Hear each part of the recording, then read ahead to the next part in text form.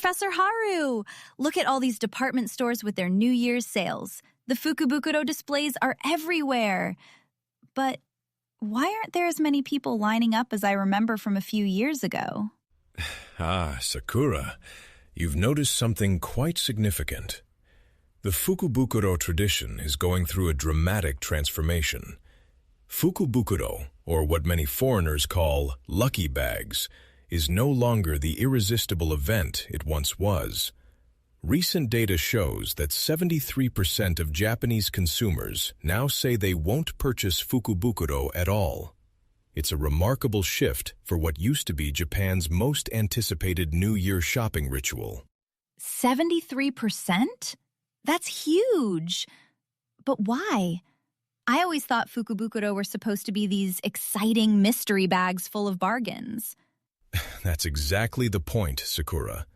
The traditional concept of lucky bags filled with discounted products is losing its appeal. Today's consumers are dealing with rising prices and have become more cautious about purchases where they can't predict exactly what they're getting. An unexpected item in a Fukubukuro might feel less like a lucky surprise and more like a wasteful purchase. That makes sense. So people want to know exactly what they're buying rather than taking a gamble? Precisely. But here's where it gets interesting from a business perspective. While overall demand is declining, the consumers who do still buy Fukubukuro have split into two very distinct groups with completely different motivations. Two groups? Tell me more, Professor. The first group values experience over everything else. When asked why they choose to buy Fukubukuro at physical stores, over half said they want to feel the New Year atmosphere and excitement. For them, it's not really about the products, it's about the experience of being there, the energy of the crowd, the festive mood. They're buying an experience, not just goods. So it's more like attending an event than shopping? Exactly. The industry calls this shift mono-consumption to koto-consumption, from buying things to buying experiences. The second group, however, takes the opposite approach. They prefer buying Fukubukuro online because they don't want to wait in lines. 60% of online buyers cite convenience as their main reason. They want efficiency, and they prefer the newer, transparent Fukubukuro, where the contents are clearly disclosed. It sounds like Japanese retailers have to serve completely different customer needs now. How are they adapting? This is where innovation comes in. Let me tell you about what some companies are doing. Take the department stores first. Major retailers like Matsuzakaya and Takashimaya have completely reimagined what a Fukubukuro can be. Reimagined how? Instead of just stuffing products into bags, they're selling experiences. Takashimaya, for example, offers a Fukubukuro where you choose a racehorse to support for an entire year. You get to visit the farm in Hokkaido, watch races from the owner's box, and follow your horse's career. It costs about 20,000 yen. Wait, you become a horse owner through a Fukubukuro?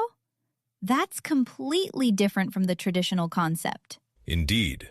Matsuya sells an 110,000 yen Fukubukuro that includes a luxury lunch at a hotel, a rickshaw tour through Asakusa, and a custom suit tailoring in Ginza. Tobu Department Store offers horseback riding experiences, pipe organ playing at Tokyo Metropolitan Theater, even rice farming experiences. They're not selling products, they're selling memories and stories. But, Professor, what about people who still just want a good deal? Are traditional Fukubukuro completely gone? Not at all, Sakura. The smart retailers are doing both.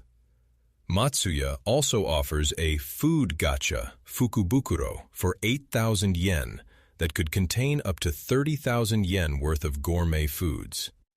Tobu has a subscription-style Fukubukuro for just 2,026 yen, where you can choose one prepared dish every day for a month. They're providing value while also adding an element of ongoing experience. That subscription idea is clever. But you mentioned innovation. Is there anything else that's really cutting edge? Ah, yes. The digital revolution in Fukubukuro. Kuzefuku Shoten is pioneering something fascinating. They're using a service called AnyGift to create what I call layered experiences. Layered experiences? What does that mean? When you buy their 2026 Winter Fukubukuro, you enter a lottery. Winners receive a URL by email. Click it, enter your address, and premium frozen gourmet items are delivered to your home. It transforms the Fukubukuro from a single moment of opening a bag into an extended experience with multiple phases. The purchase, the anticipation of potentially winning, the joy of winning, and finally receiving the prize. So you get excitement even after you've already bought and opened the Fukubukuro. Exactly. And they're planning to go further. In the future, they're considering putting QR codes inside the Fukubukuro itself. Imagine opening your bag and scanning a code to instantly discover you've won a bonus prize. It merges physical and digital experiences seamlessly. This is fascinating, Professor. But from a business perspective, why are companies going to all this trouble? Wouldn't it be simpler to just discount products like they used to? Excellent question, Sakura. There are several strategic reasons. First, even during inflation, consumers still spend on things they find truly valuable. The research shows that people are willing to invest in special experiences and things they're passionate about. Second, these new approaches help build long-term customer relationships. Kuzefuku Shoten uses their Fukubukuro to introduce customers to their sister brand's e-commerce service. It's not just about one-time sales, it's about creating ongoing connections. So, Fukubukuro have become a marketing tool for building customer loyalty? In many cases, yes. They're also addressing operational challenges. The digital approach reduces the burden of managing delivery information and personal data. And there's another important factor: sustainability. Major department stores have moved their New Year's opening day from January 1st to January 2nd or 3rd, primarily to improve employee working conditions. Takashimaya reported that both employees and customers responded positively when they closed on the 2nd for the first time in 23 years. So the industry is trying to balance tradition with modern values, employee welfare, customer experience, and business innovation all at once. This is much more complex than I thought. What should business leaders take away from Japan's Fukubukuro evolution? 3 key lessons, Sakura. First, when traditional business models stop working, don't just try harder, reimagine the fundamental value proposition. Second, segment your customers and serve each group's distinct needs rather than treating everyone the same. And third, use digital tools not to replace human experience, but to enhance and extend it. The future belongs to businesses that can blend physical and digital, transactional and experiential, efficiency and emotion.